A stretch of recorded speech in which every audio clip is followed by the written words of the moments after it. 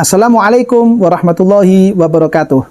Alhamdulillah kita bisa berjumpa lagi pada channel YouTube kita MZT Malang Raya, yang mana pada kesempatan kali ini kita masih melanjutkan pembahasan-pembahasan yang disebutkan di dalam kitab Fathul Qorib, yang kebetulan pembahasan kita saat ini adalah masih menerangkan tentang ketentuan-ketentuan ketika seorang suami itu harus membagi jatah kepada masing-masing istrinya karena dia memiliki istri lebih dari satu.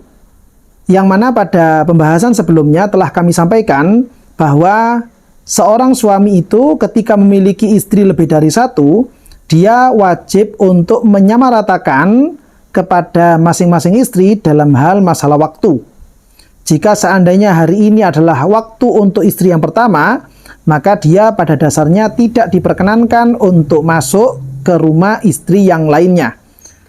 Dia baru boleh masuk ke rumah istri yang lainnya jika ada alasan yang secara syariat dianggap sebagai hajat atau darurat. Tentunya dengan rincian-rincian apakah itu di waktu yang asli atau di waktu yang pengikut, sebagaimana yang telah kami terangkan pada video yang sebelumnya. Nah, jika seandainya ada seorang suami yang dia itu masuk ke rumah istri yang sebenarnya hari itu bukan jatahnya, entah mungkin karena alasan hajat, entah mungkin karena alasan darurat, dia sehingga perlu untuk masuk ke rumah istri yang bukan jatahnya. Taruhlah misalkan hari ini jatah untuk istri yang nomor satu, lalu karena satu hal tertentu dia perlu untuk datang ke rumah istri yang nomor dua dengan alasan hajat atau alasan darurat. Ketika dia datang masuk ke rumah istri yang nomor dua, tentunya dia harusnya hanya sebatas menunaikan hajatnya. Taruhlah misalkan mengantarkan obat, mengantarkan makanan, menata perabot rumah, atau mungkin alasan-alasan yang lainnya. Seandainya kemudian ketika dia seperti itu, karena mungkin suasana yang mendukung, akhirnya kemudian terjadi hubungan badan dengan istri yang nomor dua yang sebenarnya bukan jatahnya. Itu kira-kira nanti bagaimana? Nah, ini di sini pada kitab Fathul Qorib yang sekarang akan kita baca sedang membahas tentang permasalahan yang seperti demikian. Yang mana beliau, Syekh Muhammad bin Qasim Al-Ghazi, memberikan pernyataan fa'in jama'a qadha zamanal jima'i la nafsal jima'i. Yang artinya, jika seandainya ada seorang suami yang dia itu melakukan hubungan badan dengan istri yang bukan jatahnya di hari itu, maka si suami ini wajib hukumnya untuk mengqadha kepada istri yang sebenarnya hari itu adalah jatah si istri ini. Jadi wajib untuk mengqadha. Namun yang dimaksud qadha di sini adalah zamanal jima'i, waktu atau durasi yang telah dia gunakan untuk melakukan hubungan badan dengan istri yang bukan jatahnya. La nafsal jima, bukan perbuatan hubungan badannya sendiri, bukan, tapi durasi waktunya yang harusnya durasi waktu yang perlu untuk diqadha kepada istri yang hari itu adalah jatahnya. Kalau masalah jimaknya, sebagaimana yang telah kami sampaikan pada video-video sebelumnya, bahwa yang namanya hubungan badan kepada istri itu sebenarnya adalah termasuk nafkah yang sunnah, bukan nafkah yang wajib. Yang wajib itu adalah al-inas atau al-unsu, menemani istri, itu yang hukumnya adalah wajib. Nah, sedangkan suami tadi itu masuk ke rumah istri yang bukan waktunya, lalu di situ kemudian dia melakukan hubungan badan, tentunya di situ akan memakan waktu juga. Memakan waktu, sehingga waktu inilah kemudian yang harusnya milik istri yang pertama, sehingga kemudian diambil atau terjadi pada istri yang nomor dua. Nah, ini yang kemudian harus diqadha. Oleh karena itu, jika terjadi perbuatan yang seperti demikian, entah itu kemudian pendek atau lama waktunya, itu tetap dianggap sebagai suatu perbuatan maksiat. Namun dalam masalah kewajiban qadha, ya, illa in qasura zamanuhu fala yaqdihi. Jika sekiranya durasi untuk melakukan jima, durasi untuk melakukan hubungan badan dengan istri yang bukan jatahnya ini ternyata sebentar, maka si suami tidak ada kewajiban untuk mengqadha. Namun walaupun demikian, sebagaimana keterangan Syekh Baijuri, beliau menyatakan wa ya'si bil jima'i wa in qasura zamanu wa kana li daruratin. Walaupun perbuatan hubungan badan dengan istri yang bukan jatahnya ini sebentar, tetap hal yang seperti itu dianggap sebagai suatu perbuatan maksiat. Apalagi kalau kemudian durasinya itu lama, durasinya itu panjang, maka ini lebih berdosa lagi.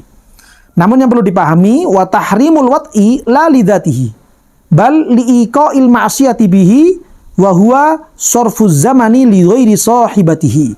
Keharaman atau dosa tadi itu atau kemaksiatan tersebut bukan melihat dari sudut pandang hubungan badannya, bukan, tapi dari pengalihan waktu yang telah dilakukan oleh suami yang seharusnya itu milik jatahnya istri nomor 1, lalu kemudian diberikan kepada istri yang nomor 2. Ini yang kemudian dianggap sebagai suatu maksiat walaupun durasinya hanya sebentar.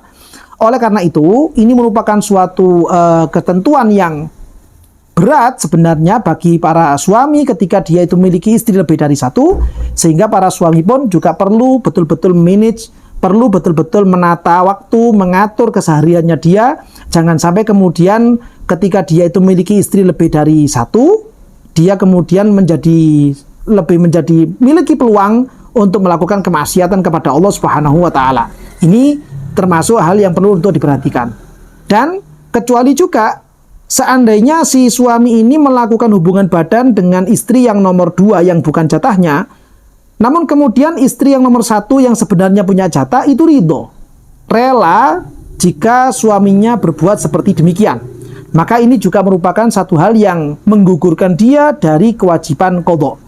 Namun yang perlu diperhatikan, ridho dari istri ini merupakan hal yang cukup sulit. Bisa jadi juga seorang istri itu dia secara lisan dia mengatakan ridho, secara lisan dia mengatakan rela, namun isi hatinya seperti apa kita juga masih belum tahu pastinya. Mengingat watak dasar dari setiap perempuan itu sebenarnya adalah dia tidak akan merasa tenang, dia tidak akan merasa nyaman ketika melihat istrinya, ketika melihat suaminya bermesraan, asyik atau nyaman dengan perempuan lain, walaupun itu dengan istrinya sendiri. Oleh karena itu, di dalam kitab-kitab syariat, kitab-kitab yang di dalamnya membahas tentang ilmu-ilmu syariat, para ulama membahasakan istri kedua, istri ketiga, dan istri keempat dengan sebutan dharrah.